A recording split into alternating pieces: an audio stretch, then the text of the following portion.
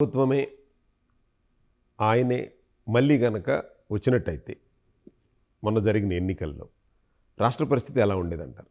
ఎవరు వచ్చినా గట్టే ఉండు, అంతేనా? ఎవరు వచ్చినా అట్లే ఉండు. అంటే నాకు తెలిసి వాళ్ళు కూడా హామీలు ఇచ్చిండ్రు, కానీ అంటే ఇన్న హామీలు ఇవ్వలేదు కదా వాళ్ళు. వాళ్ళు వచ్చిన హామీలు అమలు కాకపోతుండే, వీళ్ళు వచ్చినా గదే హామీలు అమలు కాకపోతుండే. ఇవాళ నేను చెప్పడం కాదు, మేము అప్పుడు చెప్పినాము 6,400 కోట్ల రూపాయలు కేవలం అప్పుల కోసమే పోతున్నాయి ప్రతి నెల అని చెప్పి రాయిస్తున్నారు పేపర్లలో వీళ్ళు. అంటే 6,400 కోట్లు అంటే 12 నెలలకు 12 6 72, 12 4 48, అంటే 76,800 కోట్లు, ఆల్మోస్ట్ 80,000 కోట్ల రూపాయలు అసలు ప్లస్ వడ్డీ కలిసి ఈ రాష్ట్ర ప్రభుత్వం కడుతుందంటేనే మనకు అర్థం కావాలి.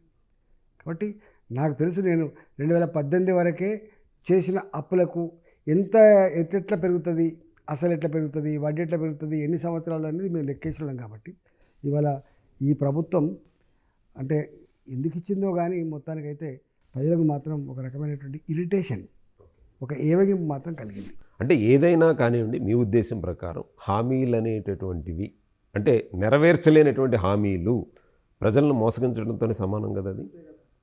అంతే, ఇంకా దానికి ఇంకేం ఉంటుందా? అంటే ఏ పార్టీ అయినా కొత్త పార్టీ అయితేనే వేరుంటుండే, కొత్త పార్టీ అయితే వేరుంటుండే, లేకపోతే ఇంకేమైనా సోర్సెస్ ఉన్నాయని చెప్పి అసెస్ ప్రజలకన్నా చెప్పాల్సి ఉండే.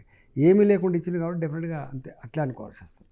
అంటే ఇప్పుడు ఈ ప్రస్తుత రాజకీయానికి గత రాజకీయాల్లో ఇద్దరు మనుషుల్లో వ్యత్యాసం ఏంటి? అంటే కేసీఆర్ గారికి ఓపెన్గా అడగాలంటే రేవంత్ రెడ్డి గారికి, అంటే పాజిటివ్ ఆర్ నెగిటివ్ రెండూ చెప్పండి. కేసీఆర్ గారేమో అహంకారంతో, ఎవడు నన్ను ఏం చేస్తలే అనే భావనతోటి, నేనే సర్వస్వం, మంత్రి ఏంది, లీడర్ ఏంది, ఎమ్మెల్యే ఏంది, ఎంపీ ఏంది, ఈ అసెంబ్లీ ఏంది అనే భావనతో అనుభవం ఉన్నప్పటికి కూడా రాష్ట్రం పట్ల నేను కమిట్మెంట్తో ఉన్నా అనేటువంటి భావన ఉన్నప్పటికీ కూడా ఇవన్నీ ప్రజలలో ఏవగింపగలిగింది. కాబట్టి తెలంగాణ ప్రజలు నీ ఆర్థికంగా వచ్చేటువంటి లాభాల కంటే కూడా ఆత్మగౌరవం ఎక్కువ కోరుకునే వాళ్ళు. కాబట్టి ప్రజాస్వామికంగా లేదని భావించిండ్రు, ఇవాళ మొత్తం కుటుంబ పరిపాలనలాగా కొనసాగిస్తున్నారని భావించిండు, చక్రవర్తిలాగా, రాజులాగా, నియంతలాగా వ్యవహరిస్తున్నారని భావించిండ్రు. కాబట్టి ఇవన్నీ కారణాల వల్ల ఓడగొట్టిండ్రు వాళ్ళు.